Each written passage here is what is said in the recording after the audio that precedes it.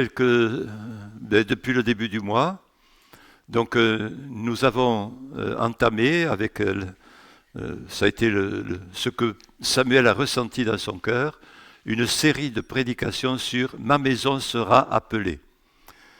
Ma maison sera appelée. Et dimanche dernier, donc cela a été dit, ma maison sera appelée une maison pour aujourd'hui. Et aujourd'hui, je vais parler sur ma maison sera appelée une maison de partage, une maison de partage du pain, une maison où rien ne manque, une maison de solidarité, une maison où on connaît cette grâce d'être ensemble et d'être bénis les uns par les autres. Lorsque Samuel m'a proposé de réfléchir à ce thème, il y a plusieurs versets qui me sont venus à l'esprit, notamment un verset que vous connaissez bien, « Si l'Éternel ne bâtit la maison, ceux qui la bâtissent travaillent en vain. » Donc oui, la maison est appelée aussi une maison en construction. L'œuvre de Dieu n'est pas finie, et aussi longtemps que le Seigneur ne reviendra pas, l'Église est toujours en construction. Le bâtiment est une chose, mais l'Église n'est pas le bâtiment, c'est nous qui sommes l'Église. Quand nous ne sommes plus là, ce bâtiment n'est pas l'Église. L'Église se disperse, elle va dans les maisons, elle va ailleurs, mais l'Église, elle est faite d'hommes et de femmes. Elle est faite de pierres vivantes. Elle n'est pas faite de briques et de parpaings et d'isolants et de tout ce que vous voulez, de beaux néons et de belles lumières. Mais l'Église, elle est faite d'hommes et de femmes qui ont été rachetés par Jésus-Christ. Amen. Alors bien sûr, il y a de nombreux versets qui viennent dans notre tête, lorsqu'on pense à la maison. Et puis, je lisais ma Bible comme tous les jours. Vous la lisez aussi, je pense. Hein? Et donc, dans ma lecture quotidienne, j'en étais au livre de Malachie, ça dépend. Alors Malachie, il ne faut pas dire Malachie. Bien Malachie ne profite jamais. Bon, non, donc vous dites Malachie comme vous voulez. Et justement, je lisais ce passage qui se trouve dans le chapitre 3. Ah oui, je pense que ce serait bien si je mettais les diapos. Alors, on et off, voilà. Ça marche ou ça ne marche pas. Oui. Ah, c'est là-bas. Ah oui, d'accord. Caparette, hein. J'ai la tête un peu lourde. Hein. Je ne sais pas, ça n'avance pas quand même, ou ça ne recule pas. Bon. Comment ? Ah, voilà. Ça arrive. Vous savez, la technique et moi, ça fait deux. Hein. Je suis né trop tôt, quoi. Hein. Voilà, mais bon, on y arrive quand même. Et je lisais ce passage, apportez donc vos dîmes dans leur totalité dans la maison du trésor pour qu'il y ait des vivres dans ma maison. De cette façon-là, mettez-moi l'épreuve, déclare l'Éternel, le Seigneur des armées célestes. Alors vous verrez bien si, de mon côté, je n'ouvre pas pour vous les écluses des cieux et ne vous comble pas avec surabondance de ma bénédiction. C'est dans la parole vivante que j'ai transcrit le verset que vous voyez s'afficher. De la nourriture dans ma maison, du partage, de l'abondance, de la bénédiction en abondance. Ce verset, je peux le traduire à ma façon. Apportez votre participation, apportez votre contribution pour qu'il y ait du partage, pour qu'il y ait de l'accueil, pour qu'il y ait du secours, pour qu'il y ait de la nourriture physique, mais aussi de la nourriture spirituelle. Et sachez que cela ne vous privera pas de quoi que ce soit, ne vous appauvrira pas, mais deviendra une source de bénédiction pour vous aussi. Et donc, j'ai dit, je vais parler sur ma maison sera appelée une maison de partage. Alors, bien sûr, j'ai dit, ça c'est l'Ancien Testament, mais ça m'a ramené de suite au Nouveau Testament, dans le livre des Actes des Apôtres. dans le livre des Actes des Apôtres. Alors, ça y est, ça arrive. Je ne sais pas si vous le lisez, c'est un peu petit pour ceux qui sont au loin.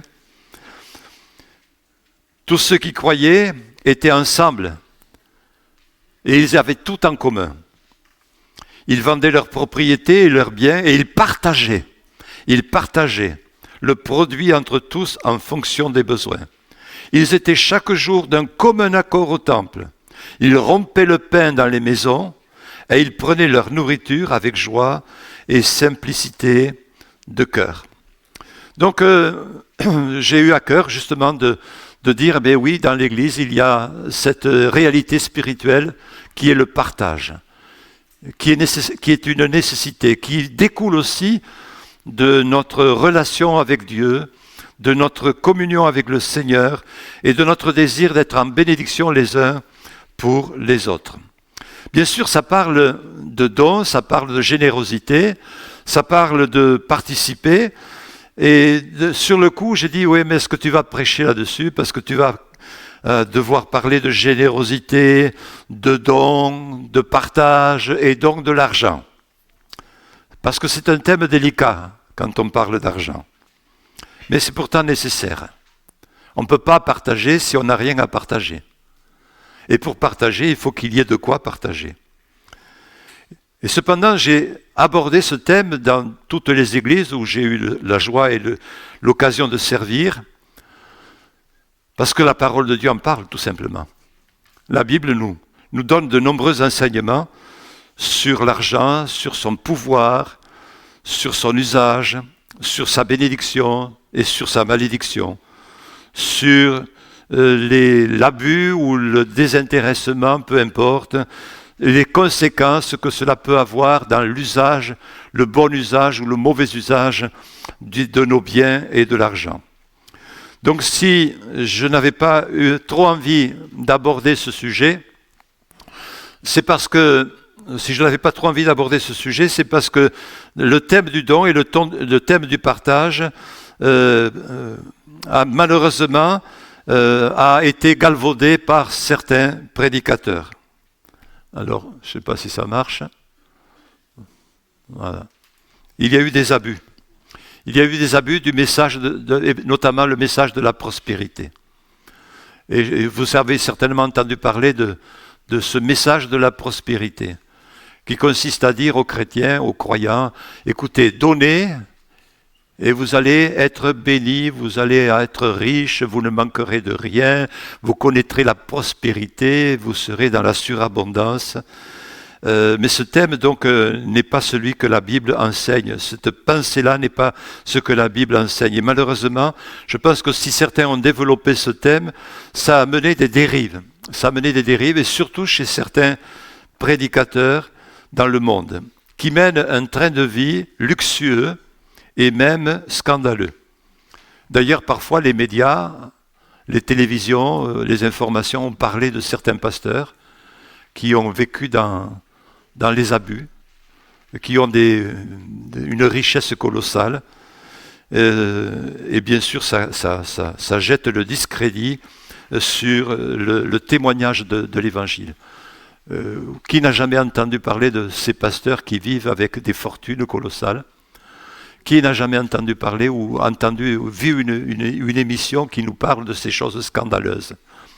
Des pasteurs qui s'enrichissent et qui profitent de ce message de la prospérité pour dire aux chrétiens, semez, je remplis mes poches. Mais ça, ce n'est pas du tout ce que la Bible enseigne. Et ce n'est pas du tout, bien sûr, dans ce sens-là qu'il est important de revenir sur la parole de Dieu. Nous avons peut-être connu des pasteurs avaricieux dont le seul souci était de s'enrichir. C'est possible. Ça peut arriver. Hein. Mais vous savez, ce n'est pas nouveau. C'est pas nouveau. Parce que déjà, du temps de l'apôtre Paul, ça existait. Dans l'Église primitive. Voyez ce que l'apôtre Paul dit dans la diapo suivante. Certains prêchent Christ pour un gain honteux. Dans Tite, chapitre 1er, verset 11. Donc, ce n'est pas nouveau. Dans l'église, des fois on idéalise, on dit l'église primitive, c'était formidable. Mais elle n'était pas meilleure, pas pire que l'église d'aujourd'hui. Et on peut retrouver aujourd'hui les mêmes problèmes, les mêmes attitudes, les mêmes mauvais comportements comme les bons comportements. Et dans l'église primitive, eh bien, il y avait des prédicateurs qui prêchent Christ pour un gain personnel honteux. Ça existait déjà. L'apôtre Pierre, d'ailleurs, lui-même en parle dans la deuxième épître au chapitre 2 et au verset 3, il dit « Par amour du gain, ces faux enseignants vous exploiteront au moyen de raisonnements trompeurs. » Donc, ne soyons pas surpris. Ne soyons pas... Oh, ne disons pas, mais c'est pas normal qu'aujourd'hui... Ça a toujours existé. Ça a existé dans tous les siècles, ça a existé dans toutes les époques, mais chacun devra répondre devant le Seigneur. Chacun devra répondre devant le Seigneur. Et il sera beaucoup demandé à qui il a été beaucoup confié.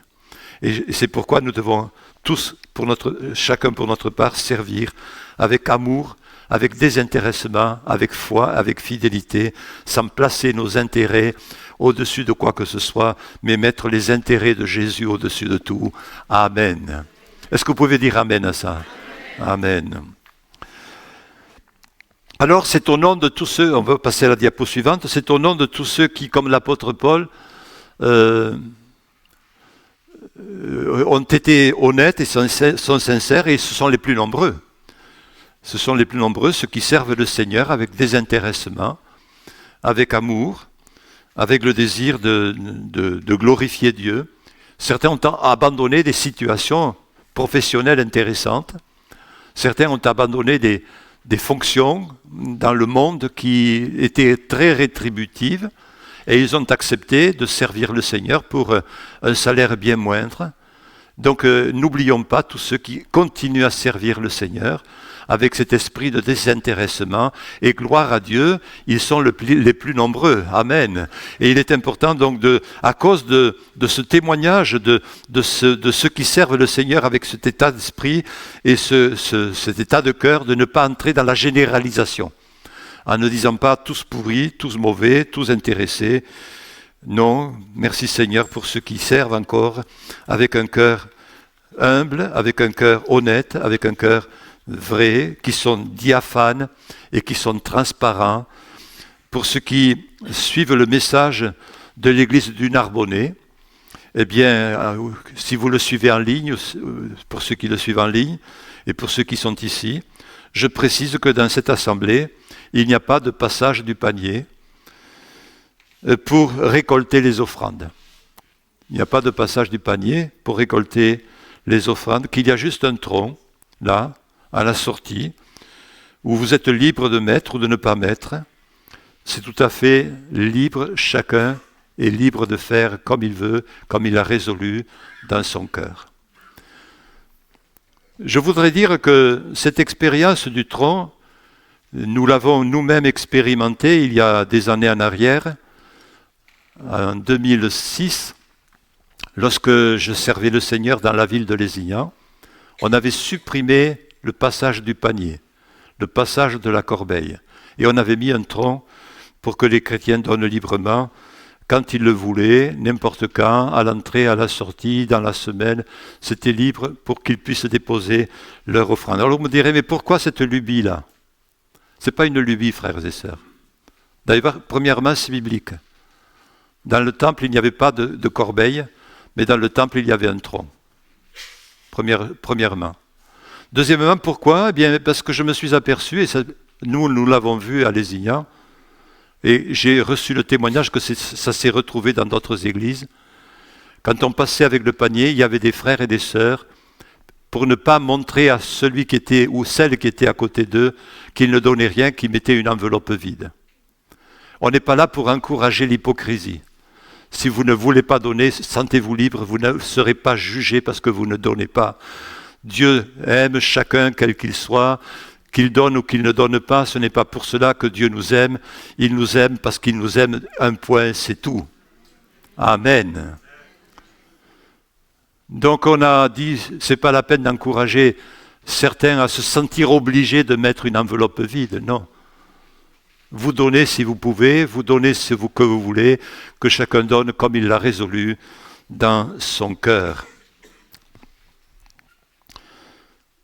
Donc nous l'avons mis en place, et quand on l'a mis en place, on nous a dit, attention, vous allez voir les offrandes baisser. Alors, bonne nouvelle, les offrandes ont augmenté. Et je ne pense pas que l'église du Narbonnais se soit appauvrie, et le Seigneur va continuer à la bénir. Amen, amen, amen. Donc il n'y a aucune pression émotionnelle, aucune pression pour exiger de donner une offrande, la dîme ou un montant bien fixé, non. Comme le dit la Bible, chacun donne comme il a résolu dans son cœur. Nous ne voulons pas, et dans cette église, nous ne voulons pas que quelqu'un se sente obligé de donner parce que son voisin le voit ne pas déposer une offrande dans le panier. Si vous ne voulez pas donner parce que vous avez été abusé, vous avez été peut-être dans une église où on vous a trompé, où il y a eu justement un pasteur malhonnête qui s'en est mis plein les poches, pardonnez-moi. Peut-être que vous avez connu des situations où il y a eu des abus et vous dites maintenant, c'est fini, je ne donne plus rien.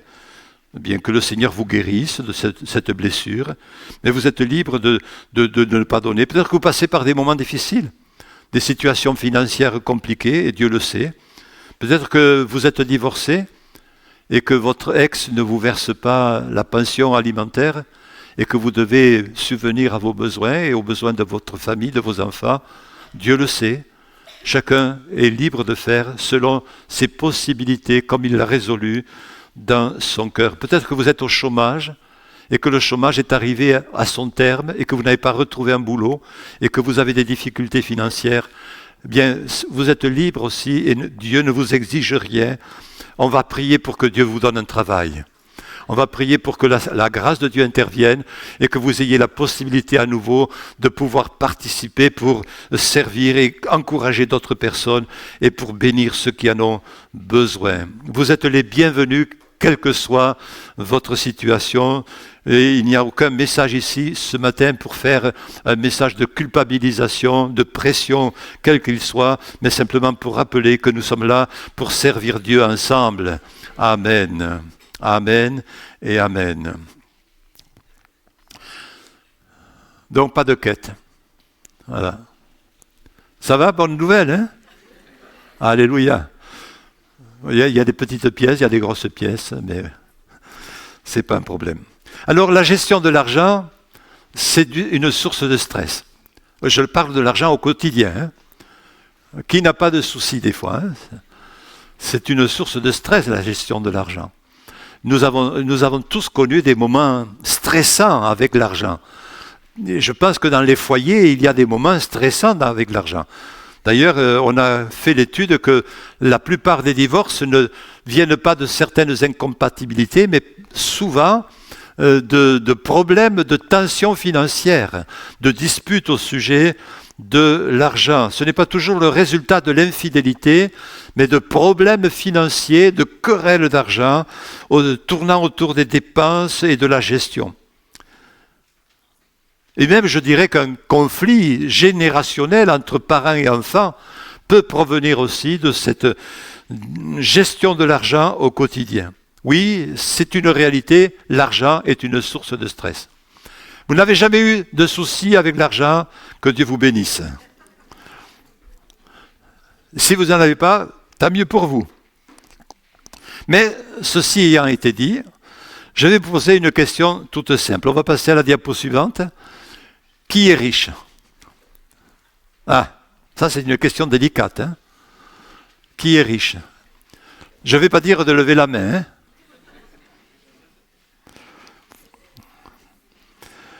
Alors d'une manière générale, vous savez, il faut quand même reconnaître que la richesse est une notion relative. C'est très relatif la richesse. Ceux qui reçoivent un salaire minimum, mettons le SMIC, ils vont dire celui qui a 2 SMIC, il est riche. Mais celui qui a 2 SMIC, il va dire celui qui en a 3, il est riche. Et celui qui a 3 SMIC, il va dire celui qui en a 4, il est riche. On considère comme riches tous ceux qui gagnent beaucoup plus que nous. Et quel que soit notre niveau, bien souvent, on considère que ceux qui gagnent plus, eux, sont peut-être riches.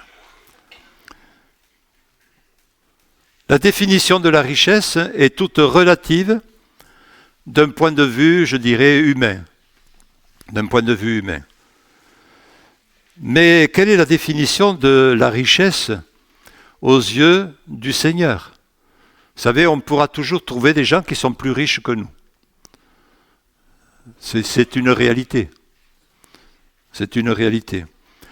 J'ai connu des personnes qui possédaient de grands biens, un château comme résidence principale. Waouh!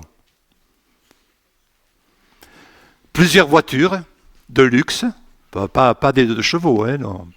Pas des 4L, non, non, non.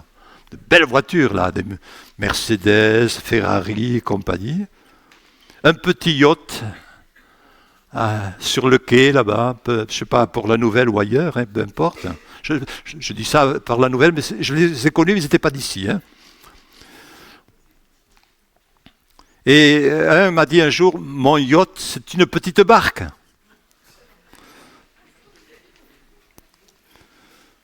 Si vous pouviez voir le yacht de Vincent Bolloré, ah, ça oui.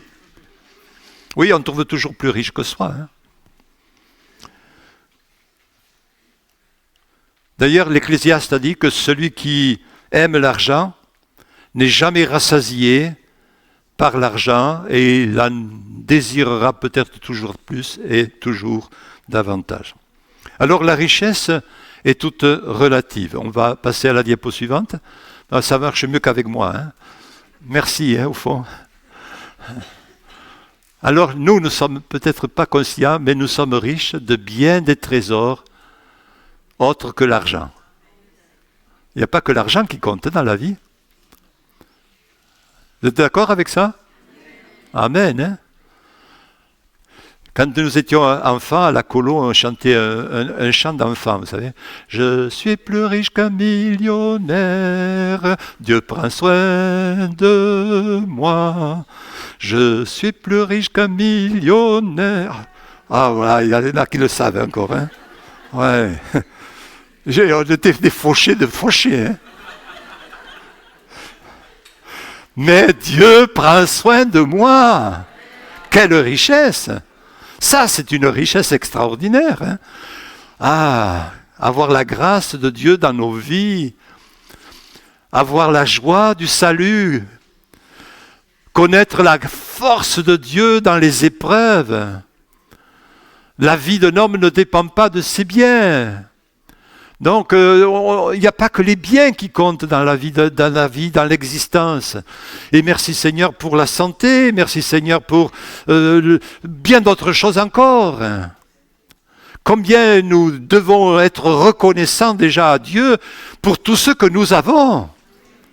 Et aux yeux de Dieu, eh bien, on n'est pas si pauvre que ça.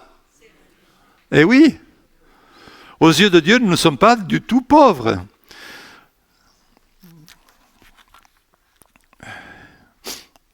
Vous savez, Jésus a dit ceci, gardez-vous avec soin de l'avarice. Gardez-vous avec soin de l'avarice. Il ne dit pas gardez-vous du meurtre, mais il dit gardez-vous de l'avarice. Bon, parce que tuer, quand même, on ne va pas le faire au coin de la rue comme ça, hein, sauf malheureusement quelques personnes qui font de tels actes, mais non. Mais l'avarice, ça peut nous toucher tous. Et Jésus ne le dit pas à des méchants, mais il le dit à ses disciples. Il nous le dit à nous. Et il nous dit, gardez-vous. Gardez-vous de l'avarice. Car la vie d'un homme ne dépend pas de ses biens. Gardez-vous même avec soin. Gardez-vous avec soin de l'avarice. Parce que Jésus sait le mal que peut produire l'argent lorsqu'il domine nos pensées, qu'il est au centre de nos vies, de nos préoccupations. Il savait que l'avarice peut nous atteindre tous. Et l'amour de l'argent n'est pas l'apanage des millionnaires, mais l'amour de l'argent, ça peut nous toucher aussi. Ça peut nous toucher tous. Ah, je vais jouer au loto cet après-midi pour voir si... Oh, je sais. Moi, j'ai gagné toujours au loto. J'ai toujours gagné au loto parce que j'ai jamais joué. Donc tout ce que j'ai dépensé, j'aurais dépensé, je l'ai gagné. Je voulais gagner au loto, ne dépensez rien au loto. Loto, tiercé, tombola, etc. Hein. Et oui. Et là, ça peut nous gagner.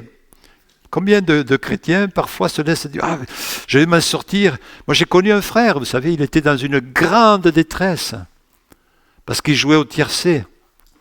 C'était devenu une passion dans sa vie. Et comme il avait eu des difficultés dans son commerce, eh bien, il a voulu s'en sortir en jouant une fois au tiercé. Et puis une deuxième fois, une troisième fois. Et au lieu qu'il sortait de sa difficulté, au contraire, il s'enfonçait de plus en plus. Combien de fois il est venu pleurer, demander que l'Église l'aide, parce qu'il ne pouvait pas arriver à la fin du mois, il ne pouvait pas payer ses traites, il ne pouvait pas payer ses factures.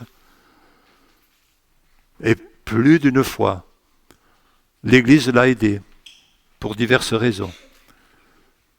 On lui a manifesté de la solidarité, de la compassion. Mais mes frères et sœurs, ce n'est pas en jouant au tiercé, au loto ou autre chose que vous allez vous en sortir, mais c'est vraiment en comptant sur la grâce de Dieu. Ne dépensez pas votre argent avec le désir de gagner en disant « Ah, si je gagne, je donnerai ». Non. Le Seigneur ne te demande pas de donner ce que tu n'as pas. Commence à donner un peu de ce que tu as. Commence à donner un peu de ce que tu as. Alors, on va voir la diapo suivante parce qu'il y a quelques données intéressantes là. Si nous avons la nourriture et le vêtement, voilà ce que l'Écriture dit. Si nous avons la nourriture et le vêtement, cela... Amen.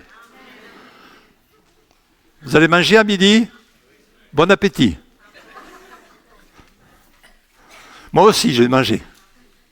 Même si c'est un repas de régime, je vais manger. Quelle grâce de pouvoir manger tous les jours. Quelle grâce de pouvoir manger tous les jours. Vous avez un toit sur votre tête? Même si c'est loué, hein? Merci Seigneur. Vous savez, il y a 25 000 personnes dans le monde qui meurent de faim. Vous le voyez là? Chaque jour. 9 millions de personnes meurent par an à cause de ce qu'ils ne mangent pas. Donc il y a 9 millions de personnes qui sont bien plus pauvres que nous. Hein. 800 millions. Ah, écoutez bien, 800 millions, presque 1 milliard de personnes sont sans abri. J'ai eu l'occasion de parcourir le monde dans ma responsabilité missionnaire, à Cuba, au Cambodge, au Vietnam, dans d'autres pays du monde, où j'ai vu des enfants, des femmes, des familles entières dormir dans la rue. À l'époque de la mousson, ils n'avaient qu'un abri en plastique qui se mettait sur la tête. Oui, j'ai vu ces choses. Ils n'ont pas de toit. Nous sommes plus riches qu'eux. Je suis plus riche qu'eux. 2 milliards, le quart de la population du monde, n'a pas d'eau. D'eau potable, accessible, à la maison. Vous avez quand même un robinet chez vous? Même 2? Eau chaude et eau froide? Vous êtes riche alors, hein? Je suis riche. Dieu nous dit, tu es riche. Nous sommes riches. Nous sommes plus riches que nous pourrions le penser. Est-ce que vous avez un abonnement téléphonique? Quel que soit l'opérateur, et je ne vais pas vous vendre un abonnement. Hein? Vous en avez un? Eh bien oui. Hein? Vous savez qu'avec un abonnement téléphonique, alors je sais pas, il y a Choche, machin, tout ça là. Vous avez les meilleurs prix, hein. Bon, allez, mettons une moyenne de 30 euros par mois, hein, 30 euros par mois. Il y en a de plus et il y en a de moins, mais enfin bon. On va mettre 30 euros par mois. Si tu as un abonnement téléphonique, que ce soit chez Bouygues, chez Free, chez Orange, peu importe, tu es un super riche. Pour ces 2 milliards de personnes, ouais, qui ne mangent pas à leur faim, qui n'ont pas un toit sur la tête. Je suis un super riche. J'ai de quoi manger. J'ai un frigo. J'ai un congélateur. Je suis très riche. Nous sommes plus riches que nous ne le pensons. J'ai de quoi m'habiller. Chaque jour. J'ai même la possibilité de me changer de vêtements. Je suis un super riche pour ceux qui n'ont pas la possibilité de s'habiller.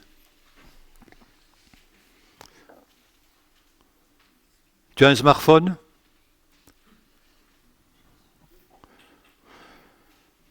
Tu as un écran de télé?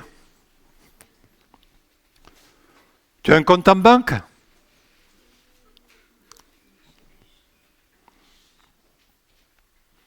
Alors tu es plus riche que 8%.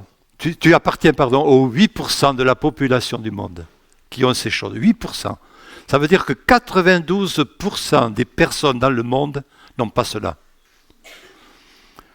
Alors, je vais vous dire, Dieu considère que nous sommes parmi les 8% des plus riches du monde. Alors vous pouvez chanter, je suis plus riche qu'un millionnaire. Amen. Nous sommes riches. Aux yeux de Dieu, nous sommes riches. Aux yeux de Dieu, nous sommes riches. Et vous pouvez le dire, Amen. Aux yeux de Dieu, nous sommes riches. Et si nous avons cette richesse, eh bien, ce n'est pas pour la garder pour nous. Et nous avons une recommandation que Dieu nous donne. On va le lire dans 1 Timothée, au chapitre 6 et au verset 17. Recommande aux riches, donc à nous. Recommande aux riches du présent siècle, 21e siècle, de ne pas être orgueilleux, de ne pas mettre leur espérance dans des richesses incertaines, mais de la mettre en Dieu, qui nous donne tout avec abondance afin que nous en jouissions. Recommande-leur de faire du bien, d'être riches en bonnes œuvres. Amen. Et d'avoir de la libéralité, de la générosité, et de s'amasser ainsi pour l'avenir un trésor placé sur un fondement solide. Amen. Merci Seigneur de nous donner une bonne recommandation. Seigneur, tu nous recommandes d'être généreux. Oui, lorsque je lisais ce verset autrefois, vous savez, je suis fils d'immigrés. Hein. Des patates, on sait ce que c'est la patate. Hein. On en a mangé beaucoup de patates. Hein. Et heureusement qu'on avait un bout de terre pour les cultiver. Alors quand je lisais ce verset, je disais les riches, c'est... Ouais, je vois, il y a des riches là. Hein. C'est les sénateurs, les députés, tous ceux qui s'en mettent plein les poches là, dans le monde, oui. C'est à eux que Dieu parle. Non. Aujourd'hui, je comprends une chose, c'est que Dieu nous parle à nous. Dieu me parle. Il ne parle pas simplement aux multimillionnaires. Il ne parle pas aux grands patrons. Il ne parle pas aux riches capitalistes. Non, il ne parle pas à tous ces gens-là. Il parle à eux aussi, mais il parle à nous ce matin aussi. Et il nous recommande à nous d'être généreux. D'être généreux. De partager. Et quand je lis ce texte aujourd'hui, eh je me l'approprie, je dis, Paul, toi qui as une maison, toi qui as des vêtements, toi qui as de quoi te nourrir chaque jour, sainement, toi qui as de l'eau potable dans ta maison, de l'eau chaude et même de l'eau froide. Tu es riche selon les critères de la Bible. Alors mets ta confiance en Dieu et non sur le revenu de ta retraite.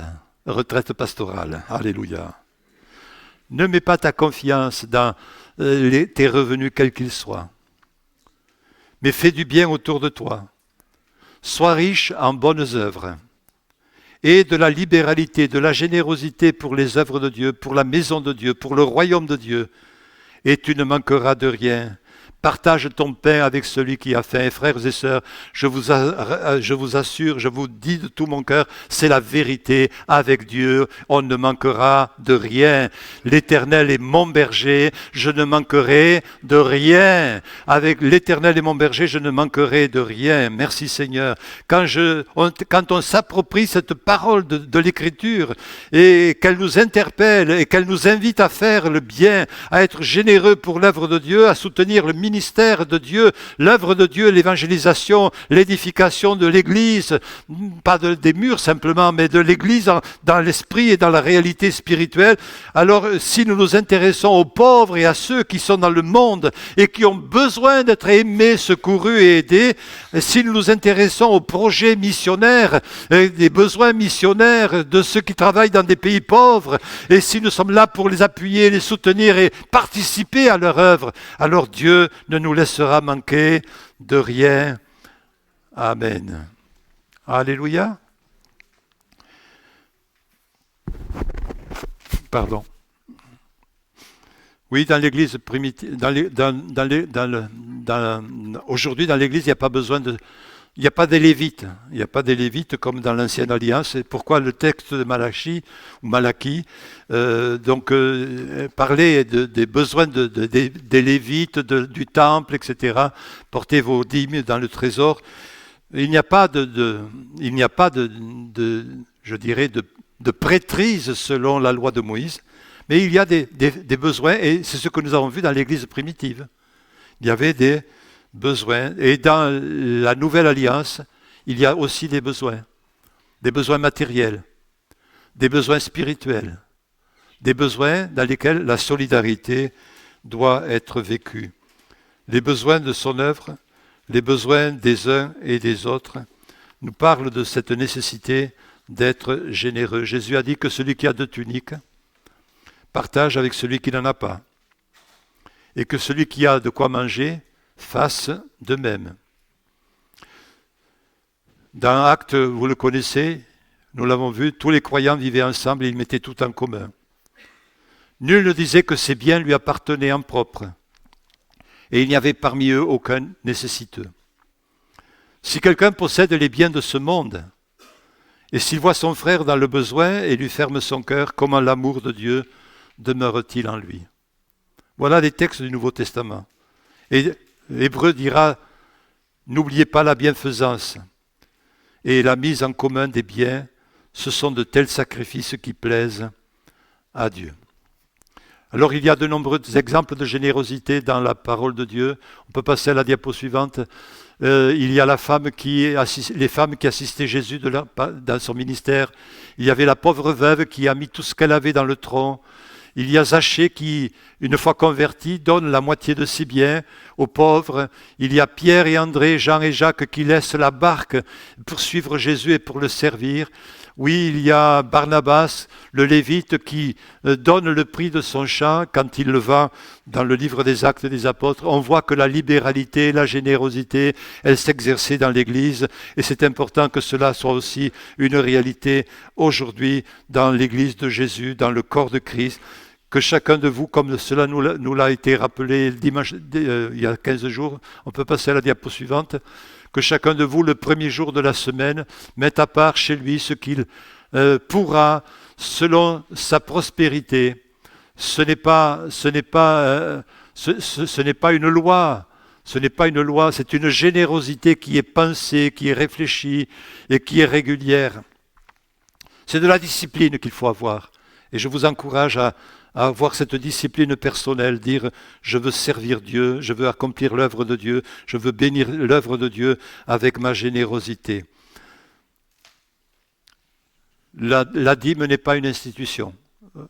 pour la nouvelle alliance. Elle ne nous permet pas de gagner, de mériter quoi que ce soit. Le Seigneur ne met pas de limite à notre générosité. Chacun est responsable de ce qu'il donne, à qui il le donne et comment il le donne. Et souvenons-nous que les offrandes, on peut aller passer à la diapo suivante, les offrandes n'ont pas pour but de répondre forcément à un seul besoin, mais à plusieurs besoins. Le soutien des pauvres, comme on le voit dans 2 Corinthiens chapitre 8 verset 4, le soutien des ministères, comme on le voit dans Philippiens chapitre 2 verset 25, dans Tite, Timothée, etc. Le Seigneur a ordonné à ceux qui annoncent l'Évangile de vivre de l'Évangile.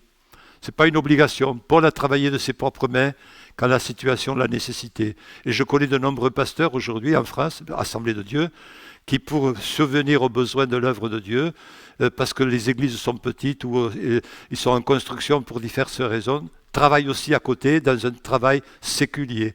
Le plein temps pastoral, c'est une loi qui n'est pas une loi imposée. Si c'est possible, c'est bien. Quand ce n'est pas possible, eh bien, le ministère peut aussi travailler de ses mains et servir le Seigneur selon les réalités du contexte dans lequel il se trouve. Tous les frais de fonctionnement, les impôts, etc., des locaux et l'entretien des locaux. Mais c'est aussi une occasion pour nous d'expérimenter la fidélité de Dieu à notre égard et comment Jésus a pu nourrir 5000 personnes avec juste 5 pains et 2 poissons. Des fois, ma petite offrande, elle peut avoir de grands effets. Le peu que tu apportes peut être une source de bénédiction pour beaucoup. 5000 personnes avec 5 pains et 2 poissons.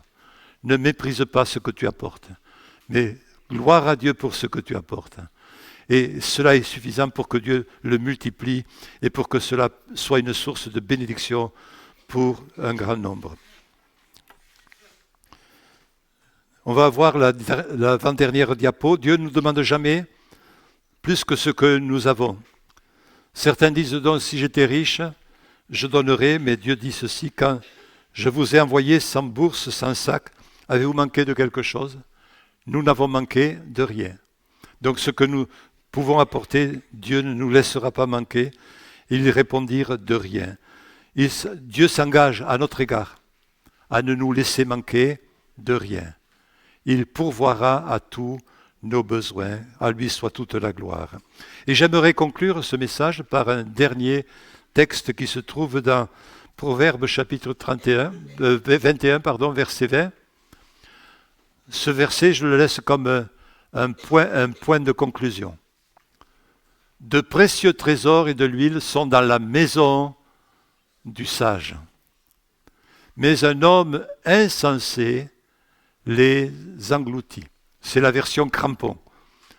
Pourquoi j'ai choisi la version crampon? Parce qu'il y a le mot maison. Et comme c'est le thème, c'est la maison, mais le sens est le même dans d'autres versions. De précieux trésors, de l'huile sont dans la maison du sage, mais un homme insensé les engloutit. Je vous fais remarquer qu'il n'est pas dit que les précieux trésors et de l'huile sont dans la maison du riche. Non. Il est écrit dans la maison du sage.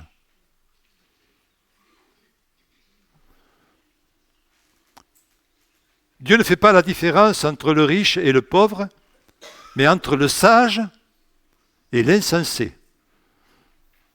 Insensé pour dire bourricot, l'âne, l'entêté, le sot.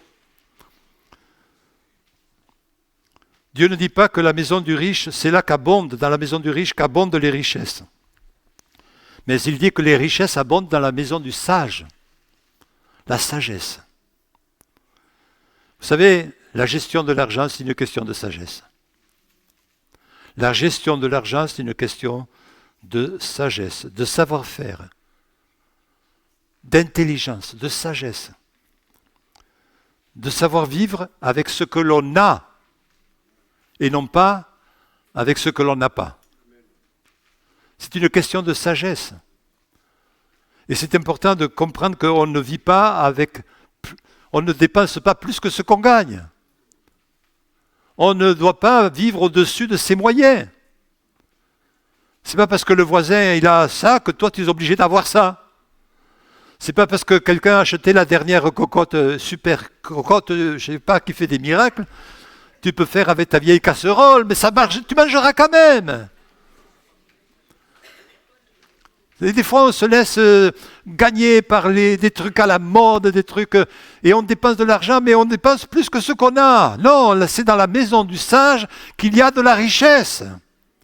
Et il est important de gérer avec la sagesse, avec intelligence, et d'avoir une autocritique sur la manière dont nous gérons nos biens, et de ne pas vivre au-dessus de nos moyens. Et bien sûr, quand on vit au-dessus de ses moyens, on n'a rien à apporter à la maison de Dieu. Ah ben Seigneur, j'ai plus rien. Hein. J'ai plus rien. Seigneur, il me reste une pièce de 5 centimes. Non, c'est pas comme ça qu'il faut faire. D'abord, je réfléchis, quel est mon revenu mensuel, quelle est la part que je mets pour l'œuvre de Dieu, pour les pauvres, pour soutenir l'œuvre de Dieu dans sa diversité. Chacun est libre de donner quand il veut, comme il veut, pour qui il veut. D'abord, je mets ça de côté et j'y touche pas. C'est de la sagesse. C'est de la sagesse. Lorsque nous étions à Ouagadougou avec un petit salaire de rikiki, mais la dîme, on la mettait de côté. La part du Seigneur, on la mettait de côté. On n'y touchait pas. Et on a toujours fait comme ça. Et on a toujours continué à faire comme ça. Frères et sœurs, appliquez ayez de la sagesse. La part de Dieu, n'y touchez pas. Mettez-la de côté pour l'œuvre que vous voulez soutenir, l'œuvre que vous voulez appuyer. C'est votre choix, c'est votre liberté. Mais n'y touchez pas, mettez-la de côté, ça appartient au Seigneur, c'est pour l'œuvre de Dieu. C'est pour accomplir, vous qui êtes riches, soyez généreux avec ce que vous mettez de côté pour l'œuvre de Dieu. Ayez de la sagesse pour ne pas dépenser plus que ce que vous avez. Mettons en premier ce que nous voulons donner au Seigneur. Et même si nous devons manger un peu plus de patates, ce n'est pas un problème. Un peu plus de pâtes, de patates. Et laisser le dernier truc à la mode chez le marchand, ce n'est pas un problème. Vous verrez qu'il sera fidèle pour bénir votre maison, parce que vous aurez béni sa maison. Et on peut dire Amen. Merci Seigneur pour ta parole. Jésus, tu nous as donné l'exemple le plus grand de générosité. Tu étais riche et tu t'es fait pauvre pour nous. Tu t'es dépouillé, tu as tout abandonné pour nous sauver, pour nous élever, pour nous racheter, pour nous donner de l'espérance et la vie éternelle. Seigneur, oui, nous sommes riches parce que tu nous as enrichis. Nous sommes riches parce que tu nous permets d'avoir de quoi nous nourrir chaque jour et nous vêtir. Et nous voulons, Seigneur, que cette maison soit une maison où il y a de l'accueil et du partage, où il y a de la générosité. Et nous savons que là où il y a de la générosité, il y a la bénédiction de Dieu. Seigneur, tu répands ta bénédiction sur ceux qui cherchent du travail. Tu étends ta main sur ceux qui sont en difficulté en ce moment. Que le secours de Dieu leur soit accordé. Seigneur, que par la solidarité, nous puissions aussi nous aider les uns les autres, comme c'était le cas dans l'Église primitive. Chacun pouvait secourir et aider les autres. Donne-nous, Seigneur, d'être solidaires les uns des autres et de pouvoir ainsi ensemble te servir et accomplir ta volonté. À ton nom soit toute la gloire, Seigneur. Amen.